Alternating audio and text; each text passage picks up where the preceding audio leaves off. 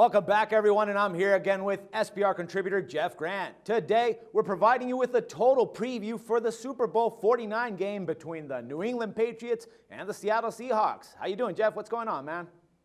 A lot's going on, of course. Everybody's going to be talking about this game that's going to take place in the Valley of the Sun at University of Phoenix Stadium, where the Arizona Cardinals, of course, play their home games. So that could be an advantage to Seattle because they've made that trip versus a division rival over the years, while, of course, New England's last trip was a forgettable loss against the New York Giants. In terms of the betting total, I think the betting total is going to be wagered on more than previous betting totals in the past because you have a very competitive point spread and I think a very obtainable number either under or over in the eyes of a sports bettor. In terms of the number that was released, 49 in the market, the original number, now down to 48, 48 and a half.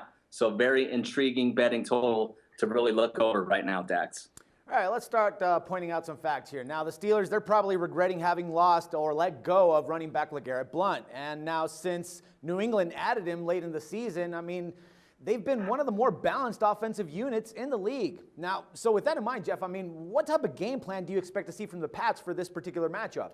The versatility of New England really makes them dangerous in the spot against Seattle because they can go, they've demonstrated what they can do in the postseason. So Seattle's got to basically cover all the bases. What I mean by that, New England threw the ball a ton against Baltimore, a higher percentage than any team in recent memory in a postseason game to pick up that victory, overcoming two separate 14-point deficits. Then you look at the fact of the way they beat Indianapolis, pounding the ball with Blount and also play action pass, finding Rob Gronkowski. He still hasn't really emerged as I think he will as he's finally healthy in a Super Bowl for New England. That's a very important key for Brady and company. When you look at this matchup, though, Dax, and looking at what New England's going to want to do, I think they're going to go up-tempo offense. And why I bring that up is the fact the last time these two teams met, yes, they have some different personnel, but a lot of the same key components, the same coaching staffs. So you look, in that game, a 24-23 loss at Seattle as 3.5-point favorites on October 14th of 2012, New England ran 84 total plays. That's a very high number when playing on the road against a defense like that. And yes, Wes Welker is gone, but they have a couple players that have filled his role and are probably at the same level that Wes Welker was at that particular time in 2012. Welker had 10 catches for 138 yards against that vaunted secondary. All right, let's go back again to the regular season. Now, we saw how Seattle led the league in explosive plays.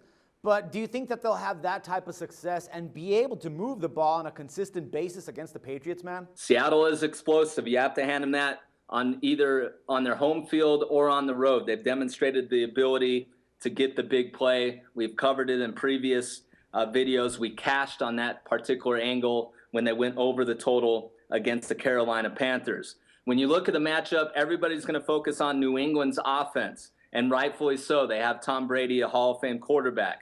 They average 370.4 yards per game, the Patriots. But when you look at Seattle, they actually averaged more yards against arguably a tougher defensive schedule.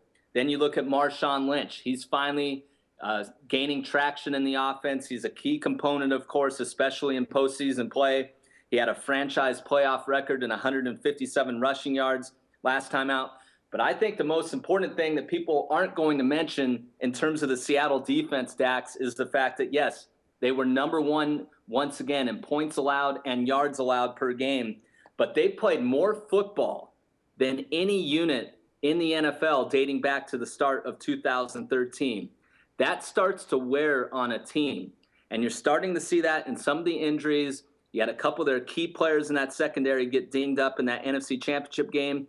Yes, Sherman and Thomas are expected to play, but I think yards after contact and Seattle's ability to tackle may be tested because of the amount of football they played and also the amount of injuries that that unit has given up. When you look at Seattle at their best, yes, they bring pressure, but the main thing they do, they tackle. And I think they're going to be tested against what New England can do offensively, up-tempo, and those smallish receivers may gain some yards after the catch. I think that's a very important part of this betting total. All right, man. So are you expecting to see a very big scoreboard in this case, or might we be seeing something a little bit more conservative? I think you're going to see both teams being able to move the football because I don't think New England has an answer for what Russell Wilson brings to the table. This is not one of the quickest defensive units in football. You saw that against the Ravens. They were unable to get exposed by the Colts because New England controlled that game due to the running game. I don't think New England has a player that can stop and spy Russell Wilson like what Green Bay did on Sunday. I think they're going to use Collins to cover the tight end, so that leaves them exposed against Seattle and that explosive offense. I think both teams are going to have success moving the football, and I could see a combination of 56 to 60 points, which goes well over the current total of 48 and a half in the market. All right, Jeff, great stuff, man. Good talking with you in this game, and I guess we're going to be doing a little bit more coverage for this one, right? Absolutely looking forward to it. All right, my man, take care. And for SBR Picks, this is Dax Floyd.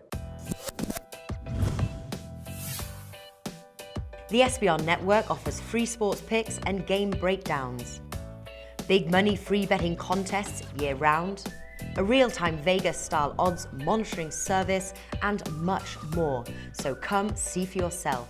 To stay updated on SBR news and promotions, follow us on Twitter, Facebook, and Google+, and do be sure to subscribe to the Sportsbook Review YouTube channel to catch all our daily sports shows.